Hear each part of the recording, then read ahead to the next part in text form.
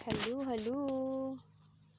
Kumusta mga friends, family, and relatives? Andito tayo sa ating garden. Update ko lang po kayo. Ito na po yung tsura ng garden ko.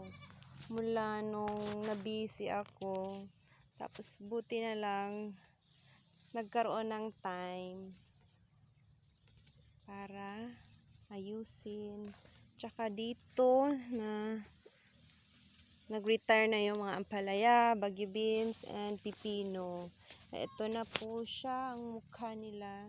Nag-replant na rin tayo ng mga gulay like radish, mustasa, tsaka nag-replant na rin ako ng bagyo beans. Nagtubo na. And then, mga damo natanggal na. So, ayan. So, ngayon, punta na naman tayo dito sa mga talong. Ito yung mga dati ng talong. Marami na yung na-harvest na bunga. Ito yung mga panibago, hindi pa nagbunga, may mga bulaklak na. So, ayan, hanggang dito, meron na yung panibago. Ayan, ay, mga okra, andyan. Marami ng bunga. Harvest natin yan mamayang hapon. Tapos dito, ito po yung patula. Nagbunga na yung isa. Na-harvest na at saka meron na incoming na bunga. Maliit pa. So yan, update. Ito yung mga kambing. Ito, nalinis na, nawala na yung pagapangan ng ano ko dati. Upo. Nilinis na. Para maayos naman tingnan. Tapos dyan, may tinanim na sampalok. Yung nakakulong. Tapos may mga saluyot, marami. Saluyot, tapos may mga gabi or lutya. Ayan. Then dito, nagtanim ako ng mga iba't ibang klaseng mga halaman.